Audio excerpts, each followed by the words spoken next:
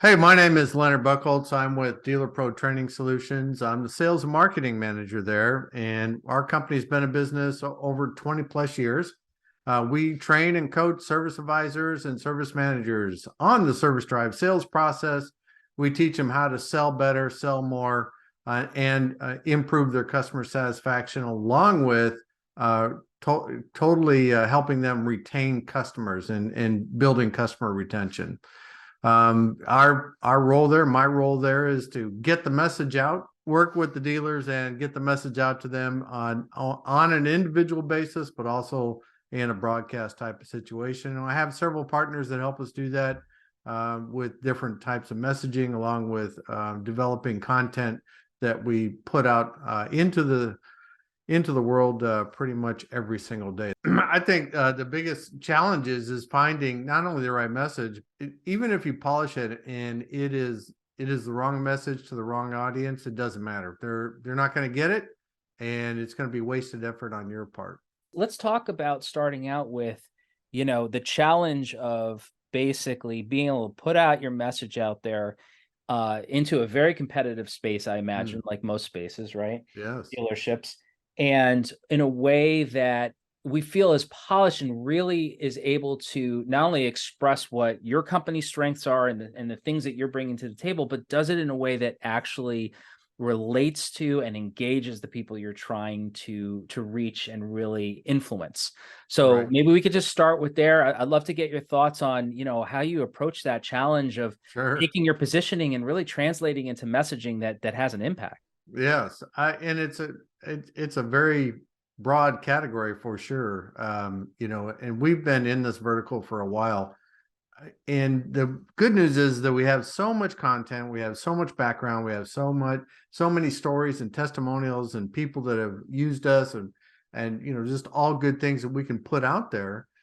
But at the same time, with this newest generation of folks coming in, they're not used to us. They don't know what we do.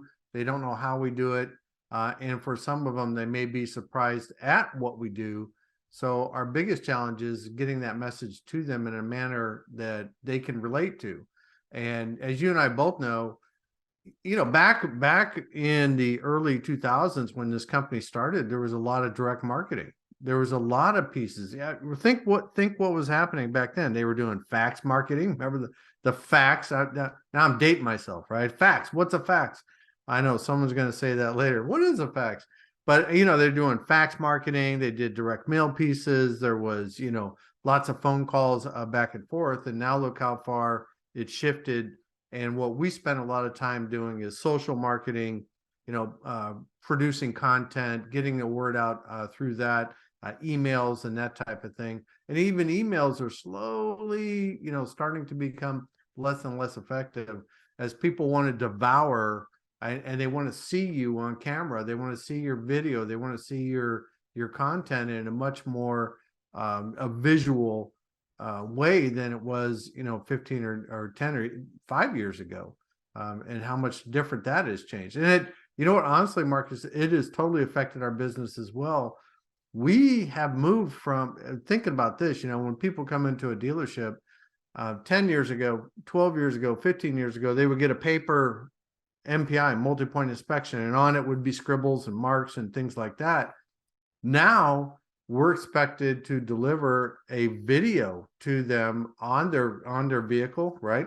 Which many manufacturers have moved to. So they want a video now. People want to see what their car looks like. And now when we talk to them about their brakes or the leak or the way the car looks, we can actually show them a picture. And it evolved from taking static pictures to now here's this totally interactive video where even some dealerships, especially the larger ones and larger groups, have now moved to hiring a person who's become their videographer. And their job is to go from car to car to car and record the technician's inspection results and send that to the customer. So when you factor all that in, you say, look, where have we moved at over the last 10 or 15 or 20 years? We've had to become more visual with more content, more nimble, a better messaging. We've had to become really good messaging. What's the right word? Really good at producing content that resonates with that target audience through visual media. I mean, seriously, it's become so. Again, go back to what people do these days. They consume content on platforms that allow them to do that with their phone, and that does not mean reading. It means watching a video. Do you run into that as well? Is that what you guys are faced with? Yeah, I do actually. It's funny because you were talking about the faxes back in the day, and certainly the direct mail. And I started in this over 20 years ago, so like I Right. remember when content marketing didn't exist, and it was, I think Seth Godin is really the first person in my memory that Yeah. coined it as permission marketing, right? And like they're giving us permission to send them valuable content. And then of course it changed Right. into what we now know as content marketing. But absolutely, and it's interesting that you said about the video, because especially in that industry, in your industry, it's almost like it's not so much about what we think of as traditional messaging, as in like Right. benefits and things like that, as opposed to an experience, right? Like you mentioned about somebody coming in there and buying a car, and they're expecting this Sure. experience as part of the purchase, and how that's really changed. It's almost like in that way, and in the way I see with like a lot of software companies or Yeah. technology, it's like rather than telling them what they will expect, you're almost delivering it in the meantime, right? And but I've definitely seen that. And how has that affected things like when we think about things that are a little bit more considered traditional marketing messaging that might be on, let's say, your landing pages or your home page at the Right. company, right? How do you think has that shift to content and experience maybe affected how you approach that? That's a great question. And again, I go back, look at the, in the evolution of the internet, the information age that we're all in. Back in the day, we consumed and we looked at everything. And it was all paper driven and reading and things like that. Now you look at a website, and every website's expected to be interactive, fast. It should load fast. It should bring me content as fast as I want it. I was watching a comedian the other day, and he was talking about, when you order something from Amazon, you want it now. But in fact, you want it before you order it, right? You just think of it, it should be in your hands. And I think a lot of people on websites these days expect that same experience. I want it fast. I want it delivered fast. And the website evolution went from a lot of reading, a lot of content, a lot of words, to a lot of visual, and a lot of we've got testimonial videos ourselves, right? And we show training, we show quick bites of reading, quick little bits on there, and then we move straight to a video interaction. And we want the customer, the person that's on our site, to feel like, as you mentioned, we want them to have an experience where they say, I like that. I like what I'm hearing. I like what I'm seeing. Let me click on a link and tell somebody I want to talk to them. And the better that we build that interaction, the better that we show them what we can do, the more conversion we get, I think. And I think that's so true, even in a dealership level, at our level in training. I think with any company now, that the conversion lies in the fact that you're not only attracting someone to your website, but you're showing them and giving them a reason to stay there longer and to want to interact with you on a business level or a training level for our purposes. And to further define it so people can kind of picture it in their heads about what that process would look like for you. Mm-hmm. Because I want to dive into a little bit about how content, which we traditionally think of as a lot of an inbound thing, right? People find it through Google or whatever, and then consume the videos. But if you're still doing outbound outreach, prospecting, any kind of what we again would consider traditional sales prospecting, can you define for us like who is your ICP? Who is your target audience that you're reaching out to, or that's you're hoping will find your website? Just so I can kind of frame it from that perspective. Well, we're looking for, our target, our best prospect, the person we would like to talk to the most, would be a dealer principal or general manager that's looking to increase their fixed operations profitability. And they've come to the conclusion that what they have in place is not working for them. And they would like some help designing and installing and building a fixed operations team that's based on training, that's based on processes, that's based on communication, it's based on monitoring and measuring right performance, and then setting some goals and getting everybody in the same on the same plan. But here's what happens is that manager or that owner, they have to go through a little bit of a journey themselves, right? So great point. How do we get them to that? So we're putting out content. I write and post. You've probably seen my stuff on LinkedIn, but I post on LinkedIn. I post in Facebook. And so does our partner Peter, who has been really pushing a lot of content out there. But he's pushing out these quick, like for example, the tip of the month, which I think is fantastic. I mean, all the students just showcasing what we can do, even with a little bit. The recent article that I put in, I was able to get placed into Fixed Ops Magazine. Thank you, Ron Overs. That article was all about, hey, what could a service manager do on their own, right? Because there's some people that are DIY. You don't even know that. They'll want to do it themselves. I'm like, okay, here's a DIY. But if DIY doesn't work, by all means, please click on a link or give us a call or reach out and say, hey, I would like some help with this. Can you help us build that? So yeah, I mean, we've had some service managers and fixed operations directors that have said, yep, this is for us, and then they pushed it back upstream. But the best person is that general manager or owner that's frustrated or maybe wants more out of their fixed operations and are looking for someone to help them get that. Yeah, and you mentioned the DIY thing, and it's interesting that you said it that way, because when I think back on how I've interpreted content marketing as a philosophy or as a methodology, whatever you want to call it, I always kind of looked at it that way, where it's like there's going to be a percentage of your consumer audience, the people that are consuming this material, who are like, I thank you for showing me how to do it. Right? Like as a marketing consultant or a coach myself or a copywriter, like, here's how to do this. And a lot of people are like, thank you. That's excellent. You provided me value. I appreciate it. And, wonderful. A percentage of those people are going to go, this is really hard. I need help. Right. Yeah. Right. And so I think it's almost like the fundamental core point of content marketing, right? You're kind of, the goal is to educate them to be able to solve the problem. And through that education, you're providing value. And by providing value, creating trust and a relationship. But at some point, then there is that I don't want to say transaction, because it's not transactional in that sense, but like there is that transfer from consuming information to now wanting to engage in a conversation, whether that's like a sales conversation.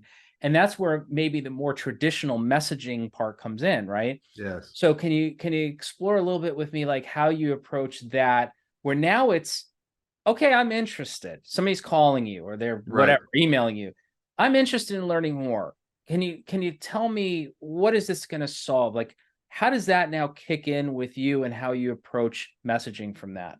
That's a really good question. And I have to look at it from, Marcus, we're all consumers at some point. We all like to buy things, but we don't want to be sold. We want to buy, right? So now if I'm reaching out to somebody, I've already taken the time, and this device right here that we all keep real close, near and dear to our hearts, we look at this right away. We go, well, I want to find out about my newest flutinator valve, and I go do some research on it, and I go, oh, look, they got a flutinator valve over at ABC Motors, so I'm going to go over and buy that.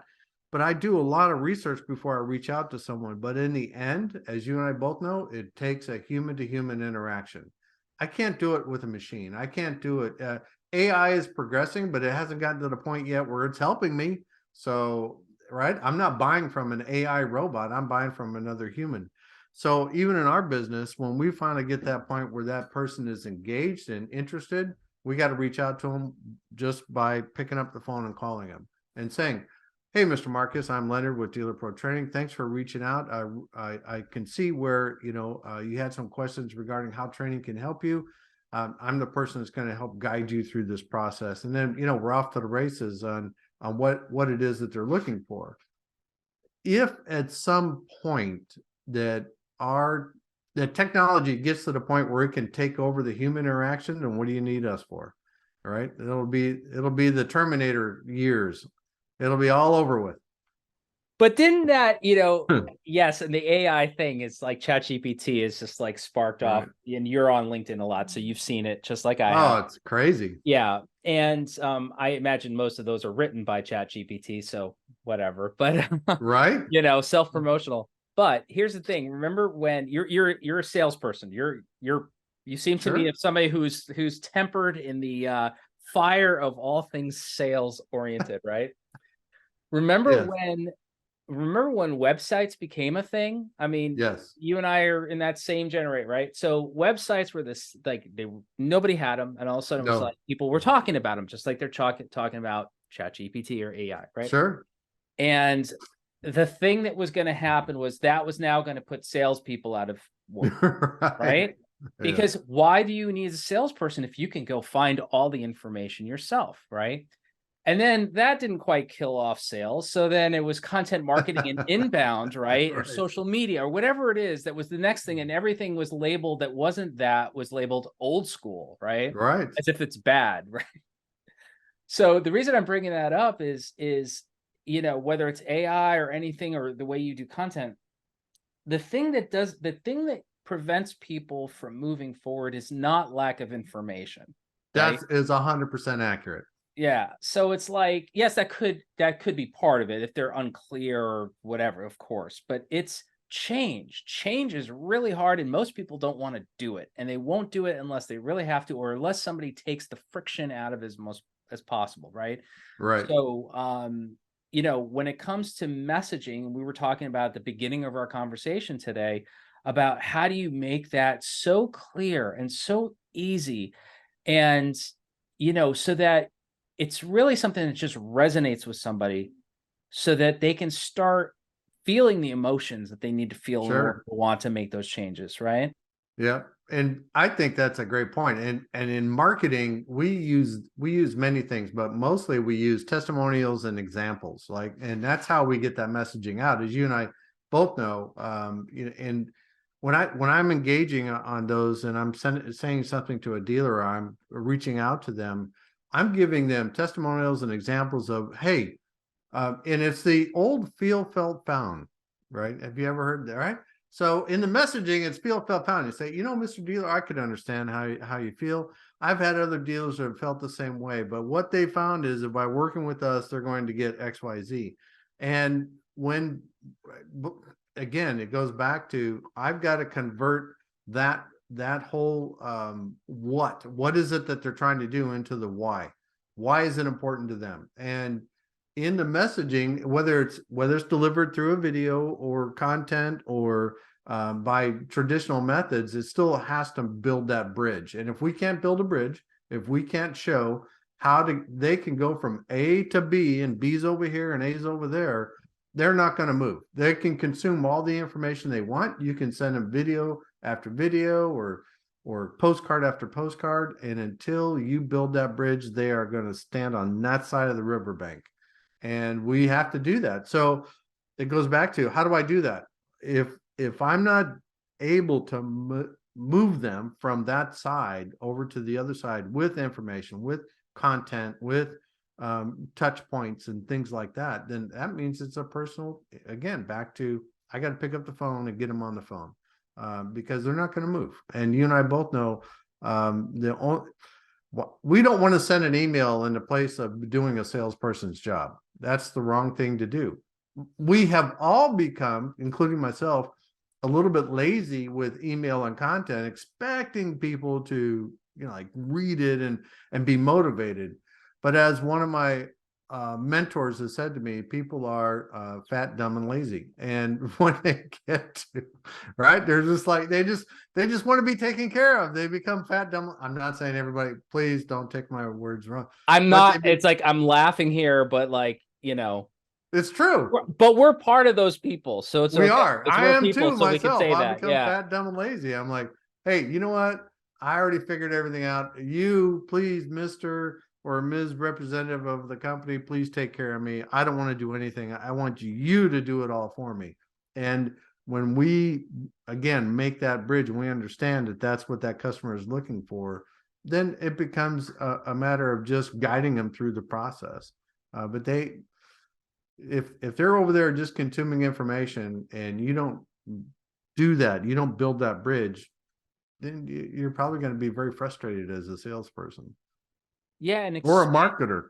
oh, and it's same, I've learned more about marketing from reading about sales than about marketing. So I look at sales and marketing and I just, to me, they're two parts of the same kind of goal. But like taking as we start to wrap up, and I want to take kind of like a more of a bird's eye view of this, and we go back to the positioning strategy part of Yes. messaging, right? So, you know, the notion of whether you're going to use videos or email or phone calls or whatever it is, the positioning strategy is there to guide you on who you're trying to reach out to begin with. Yes. What is the whole point of the videos or whatever? And it can be something that's truly content marketing, or it could be something that's a cold email pitch, right? It still has to come from a strong positioning strategy, or at least a well thought one. But one of the challenges, and I want to see if you had any insight into this or personal experience, one of the challenges is when you try to consider your positioning, there are so many different segments you could get after, right? There's more than one type of dealer owner, and there's more than one type of GM.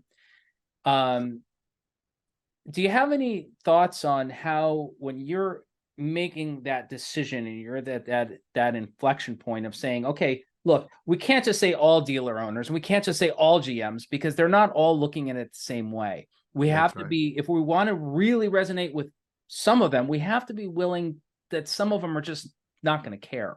Yep. Right. So I don't know if you want to just kind of riff on that a bit.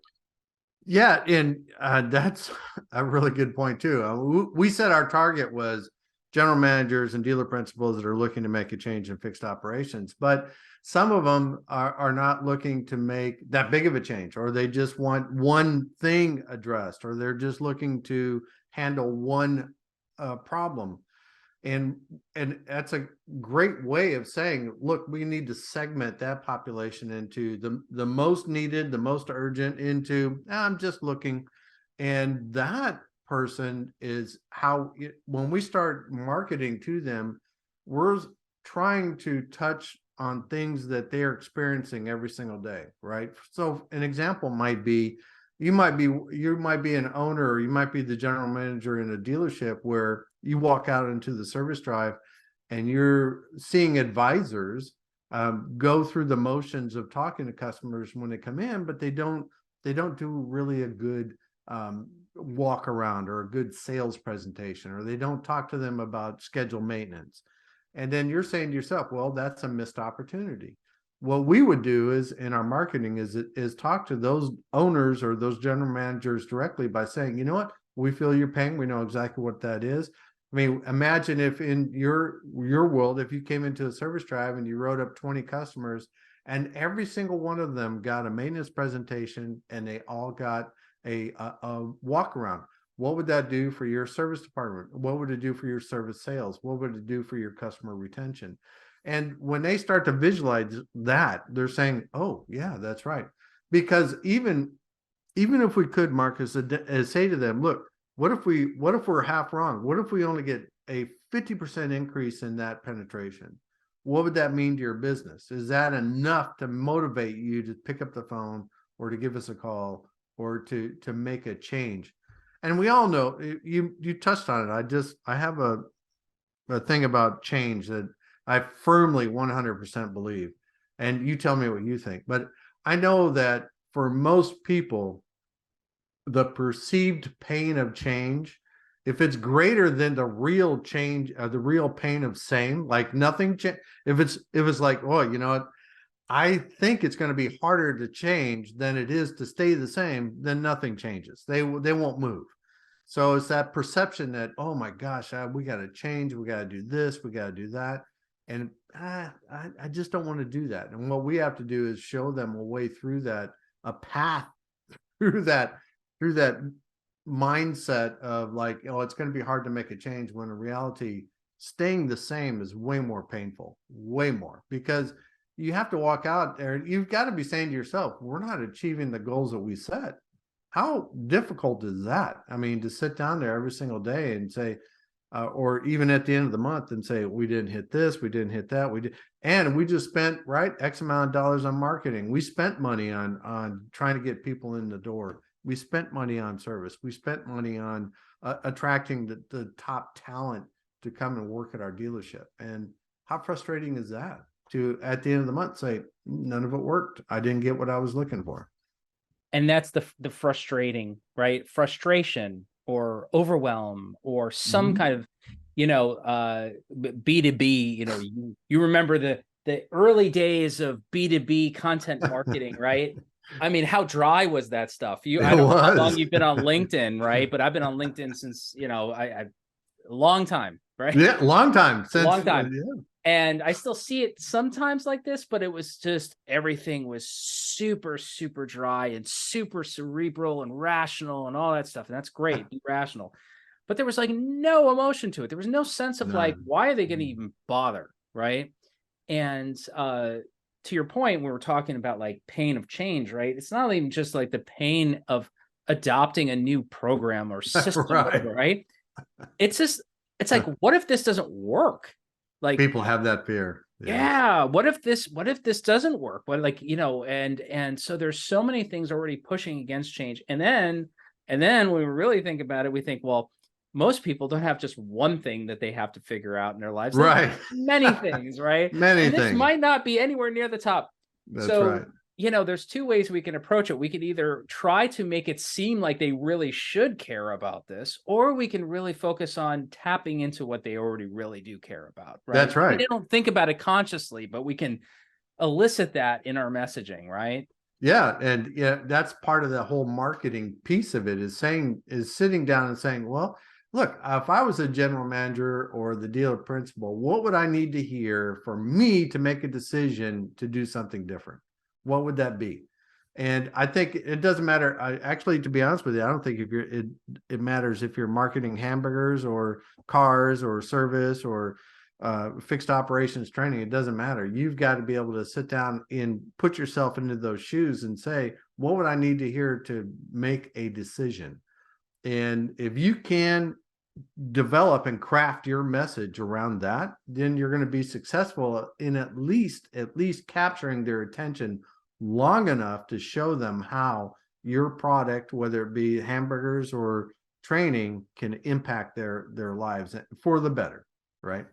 I mean, maybe all it takes is a hamburger. I don't know. Well, it's funny. I when you think about selling hamburgers, maybe hamburgers have a lot of pain in the long term, right? But in the short term, there's not a lot of pain. It's all pleasure, right? If you're going to go, pleasure. If you're selling hamburgers, I remember years ago, I used to work in the fitness industry, and we had, you'd sell memberships and things, and we had this kind of thing with the community. There was like a frozen yogurt place that just opened up nearby, and so we had them bring samples right to the lobby, and members could get little samples of frozen yogurt, and of course they're lined up, right? They're lined up to get these frozen yogurts. 3 deep. And the sales manager goes like, one day, it's so funny, I remember this. He goes, one day I'm going to sell something people want. And I was like, yeah, because if you think about it, you're selling a gym membership. Like, what are you selling? Well, you're going to have to come in here every day or every other day. You're going to sweat. You're going to really hate it unless you love this stuff. You're going to be sore. Yeah, you're going to be sore. But one day, if you do it all right, and by the way, if you eat perfectly, one day you're going to start seeing, right? So talk about lots of pain of change, not really any immediate benefit versus frozen yogurt or hamburgers where it's just all benefit, all reward. Correct.